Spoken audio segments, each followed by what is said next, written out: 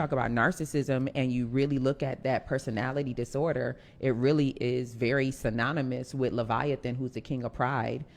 Very stiff-necked, all of those bad things. And then Jezebel, who's manipulation and control. With that being said, most people find themselves in relationships back to back with somebody with that kind of spirit. Very mean, very controlling, right at the edge of what you think is breakthrough. Something happens, they break up with you. They're all of these bad things.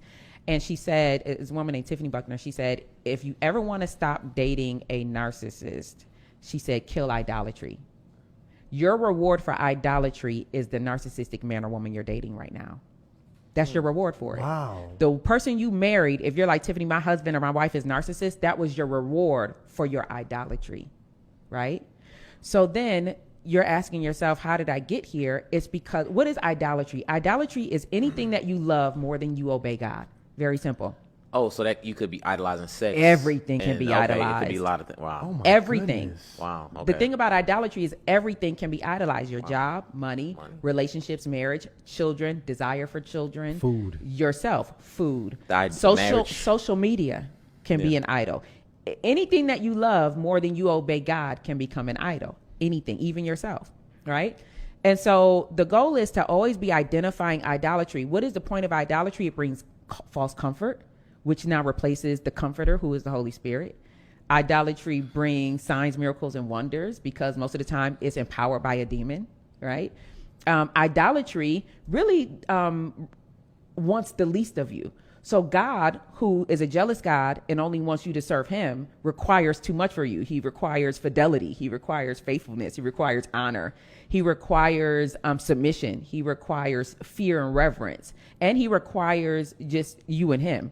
Well, when you go to the Hindu religion, it's like thousands of gods. They're like, we have an open marriage. You can have sex with all of us. You can be intimate with all of us. You can make love to all of us. We don't mind. Just keep it in the family. You see what I'm saying? And so here, you now can serve this idol because this idol or this God that you're worshiping doesn't require reverence, respect, faithfulness, honesty, all of that. You can just be out here. And so you have these people who say, I want this man, I want this woman, but then you somehow start to worship that person.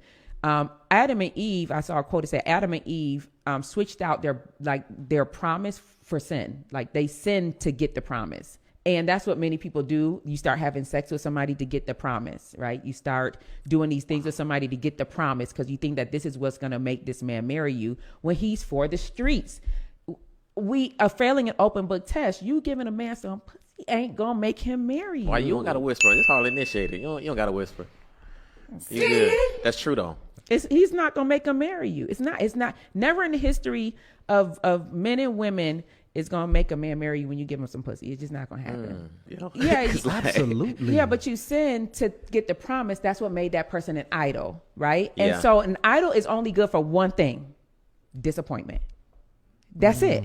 Oh my God, that's such a. Now good give me way to 30 put seconds. I'm that. gonna break this down. It's gonna blow y'all away. Oh my God. The word. Okay, you feel distracted sometimes? Yes. Okay, good. What does traction mean? To get momentum, to get movement. No, traction. Traction. Like, okay, I know what you're Grip. talking about. Grip. Okay. It's grip. Your Yes. traction.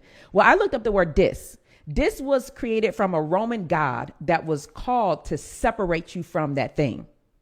Back in the medieval times, the French had something called death by distraction.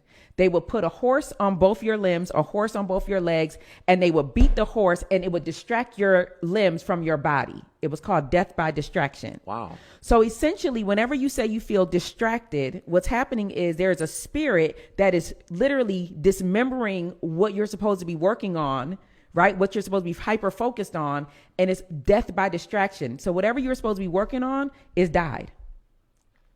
You with me? Yes. So the word dis means separate from. So if you look at the word disappointment, it sounds like an emotional term. But when you look up the word appointment by itself, it means an arrangement, a meeting, an engagement. It means like this time that you're supposed to do something. So now you have the word dis that's called to separate you from a meeting you were supposed to have.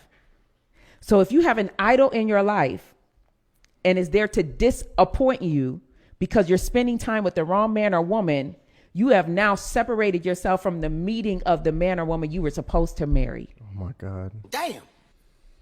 So good. This when is, you have that revelation, Right. that you're not just disappointed. That person, when you make them an idol, the only thing they can ever do is disappoint you. It's the nature of the idol. That's the only thing it can ever give you. Now that we have a revelation of the word disappointment, now we know that idol is going to always keep you away from the appointment with your real husband or wife.